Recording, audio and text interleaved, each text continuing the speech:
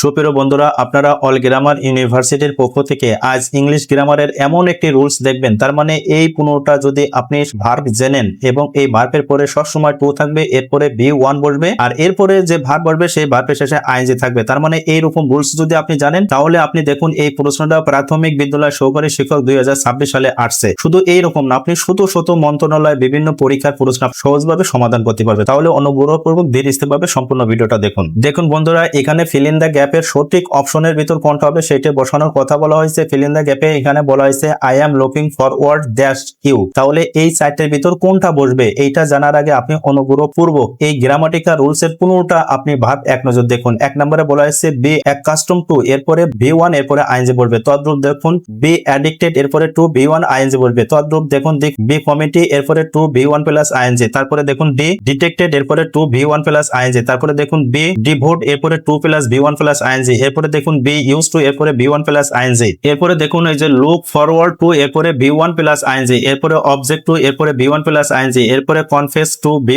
One plus ING. এরপরে admit two V one plus ING. এরপরে get down to V one plus ING. এরপরে take to V one plus ING. এরপরে দেখুন রিসল্ট two V one plus ING. এরপরে lead to V one plus ING. এরপরে contribute to V one plus ING. তাহলে অনুগ্রহপূর্বক আপনারা এই 15টা verb মনে রাখবেন। আর এখানে সুন্দর করে উদাহরণ দিয়ে সুন্দর করে তথ্যপাত্র দিয়ে বুঝিয়ে দেওয়া হয়েছে। তাহলে বন্ধুরা, প্রাথমিক বিদ্যালয় সহকারী শিক্ষক 26 সালের এই প্রশ্ন দেখুন, এখানে বলা হয়েছে I am looking forward dash you. তাহলে এই সঠিক উত্তর আমরা এই যে এই 7 নম্বরে দেখলাম, এই যে লুক ফরওয়ার্ড এরপরে to V one plus ING. তাহলে দেখুন সঠিক উত্তর আছে এই কতে, এই যে এরপরে টু আছে, তারপরে এই ভার্বের শেষে আইএনজি আছে। আর দেখুন এখানে টু এর পরে ভার্বের শেষে আইএনজি নাই, তাহলে এটা ভুল। তাহলে দেখুন এখানে টু নাই, শুধু আইএনজি দিয়ে আছে, এটাও ভুল হবে। আবার এখানে ঘ নাম্বার দেখুন টু দিয়েছে, ভার্ব দিয়েছে, কিন্তু আইএনজি নাই, তাহলে এটাও ভুল আছে। তাহলে সুপ্রিয় বন্ধুরা, আপনারা এই 15টি ভার্ব দিয়ে স্থিরভাবে সুন্দর করে এক বেদ দেখে আয়ত্ত করে নিন।